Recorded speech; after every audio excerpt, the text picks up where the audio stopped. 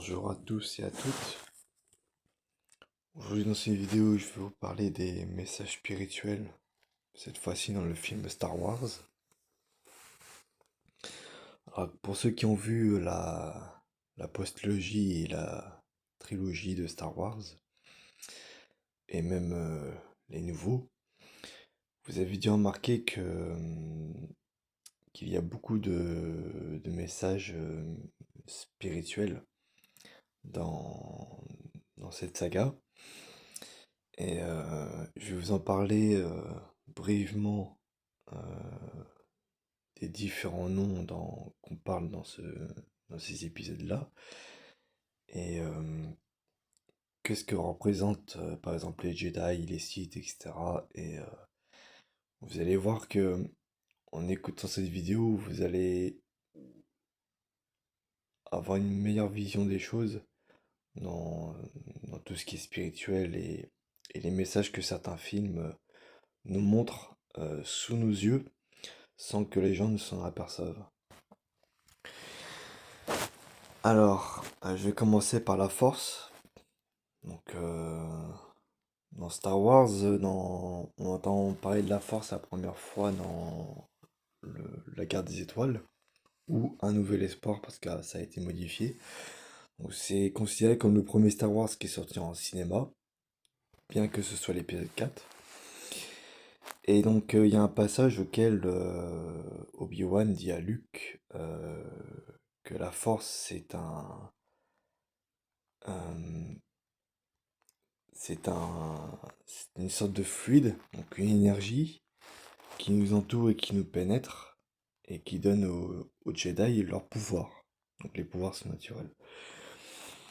Euh, voilà, donc la force, c'est tout simplement une représentation du ki, du prana, ou appelé aussi le chi. Voilà, donc c'est euh, parce que le chi ou le prana entoure, nous entoure, puisqu'on, comme je disais dans une vidéo, on trouve cette énergie dans l'eau qu'on boit quand on se baigne, dans les aliments qu'on mange, dans l'air frais, dans la lumière du soleil. Donc, euh, donc George Lucas connaissait parfaitement le concept du prana, de l'énergie vitale. Et, et voilà, donc pour ceux qui ne savaient pas, vous savez maintenant. Alors George Lucas, c'était un éveillé, hein, pour ceux qui ne savaient pas.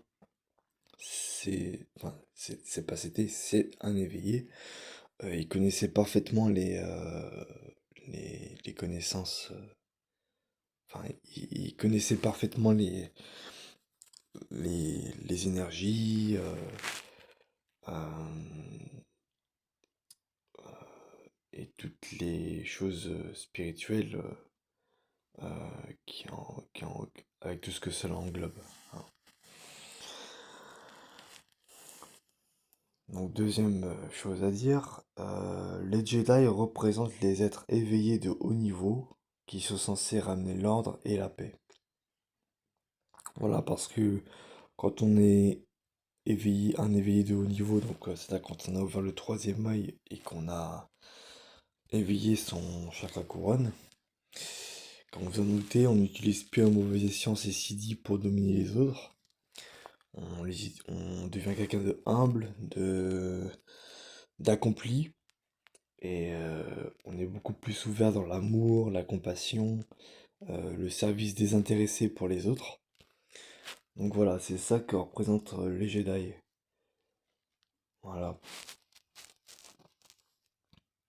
Et après les Jedi, bah maintenant c'est les Sith. Donc les Sith représentent des êtres éveillés, mais qui n'ont pas ouvert le quatrième chakra ni le troisième œil, et qui utilisent leur pouvoir surnaturel pour dominer les autres.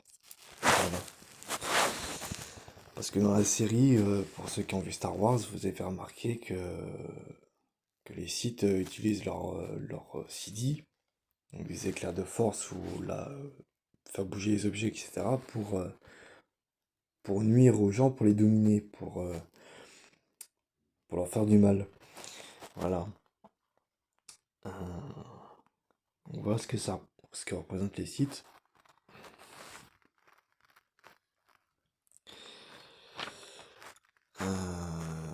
Dans le retour du Jedi, Yoda est gravement malade et dit à Luke qu'il est habituellement robuste grâce à la force. Voilà, donc c'est un clin d'œil sur la connaissance du prana, qui permet, une fois augmenté, de résister aux maladies et de vivre plus longtemps. Parce que dans le retour du Jedi, Yoda dit très, très clairement à Luke qu'il a 900 ans. Voilà, donc c'est quand même un bel âge, mais ça fait réfléchir sur la longévité de l'homme dans l'avenir ou même pour bientôt, hein. Enfin, ça fait réfléchir.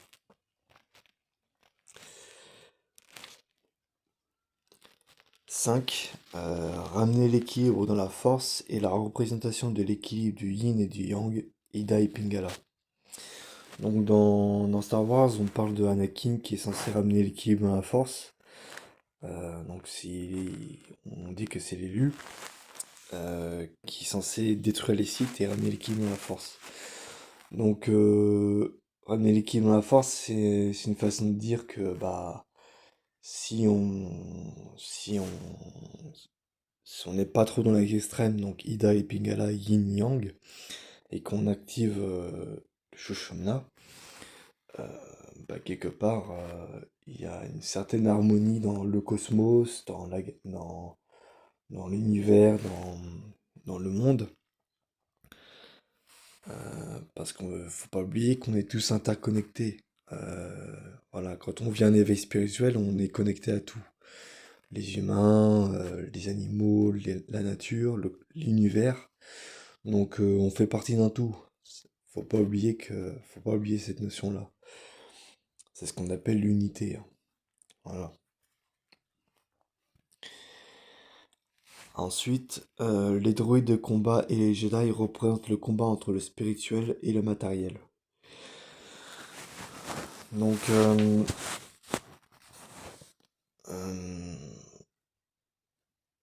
dans l'épisode 2, on voit Obi-Wan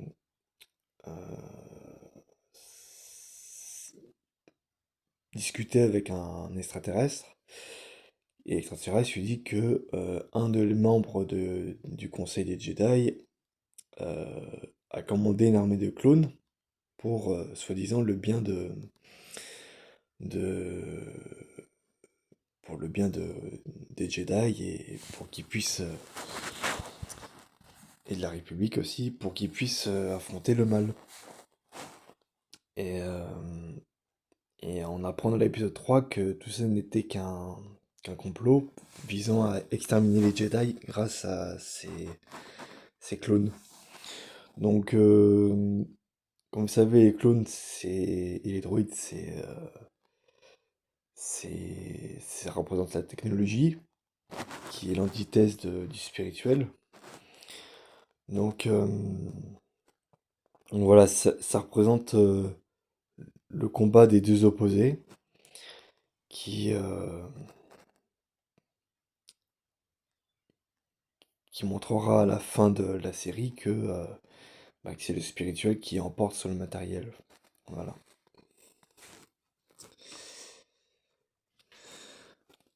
Ensuite, dans l'Empire contre-attaque, Yoda dit à Luke qu'un Jedi utilise la force pour la connaissance et la défense, jamais pour l'attaque. Donc ça, c'est un message pour dire que l'énergie vitale doit être utilisée pour favoriser son éveil spirituel. Voilà, pour euh,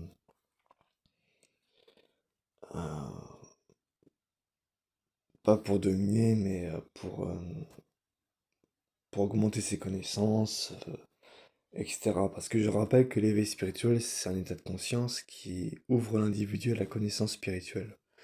Voilà, donc le but de l'éveil, c'est d'avoir beaucoup de connaissances pour en savoir plus sur les réalités spirituelles. Voilà, donc c'est tout pour cette vidéo. J'espère que vous aura ouvert l'esprit et apporté une meilleure compréhension des messages que voulait nous mettre Georges Lucas. Voilà, donc c'est tout pour cette vidéo comme j'ai dit, et puis bah, abonnez-vous à la chaîne si vous avez envie. Mettez un commentaire ou des questions si vous en avez. Et sur ce, je vous dis à très bientôt pour une nouvelle vidéo.